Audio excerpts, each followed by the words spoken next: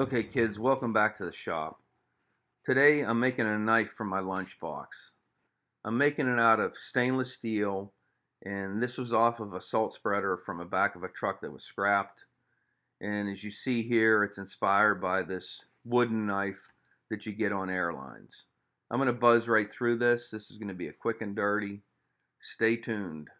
Get a beer, watch me make a knife. So I really don't have much to go on here. I'm kind of winging it. I just have that picture that I showed you. I'm going to make it about 5 inches long, and I believe the blank's about an inch roughly. And as you can see here, I just take a piece of tape and I'm sketching the profile, something that I think is going to work. And then I'm going to go over and stick it in the vise, and I'm going to grind it.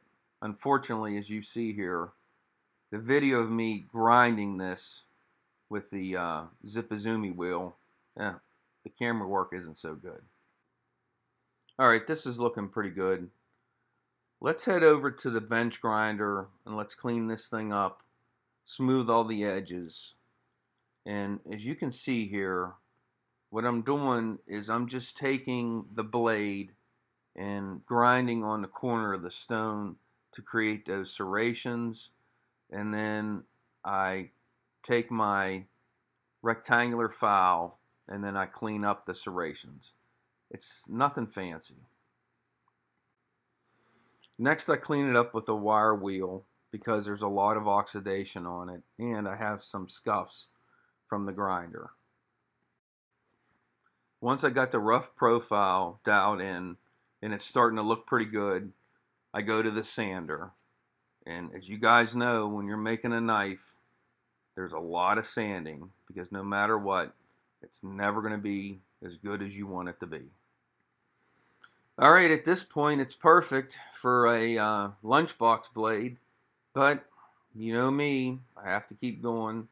So I'm going to put a handle on this thing. It's a walnut handle. I got a ton of walnut, as you guys know. And I'm using JB Weld epoxy, my favorite. Now remember to cut your handle blanks a little bit bigger because you got to sand it down. And I just kind of eyeball it here, nothing fancy. And then I clamp it in place, let it cure overnight. Alright, the next day, go back to the sander and I just sand till I get a profile that I like. Again, I'm just kind of winging it here. You know, the width of the handle till it feels decent, and then the profile. Don't overthink it.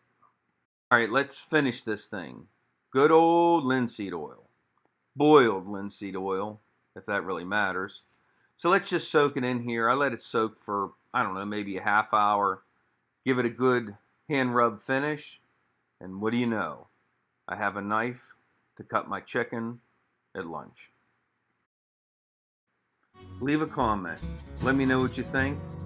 And always, thanks for watching. Please subscribe.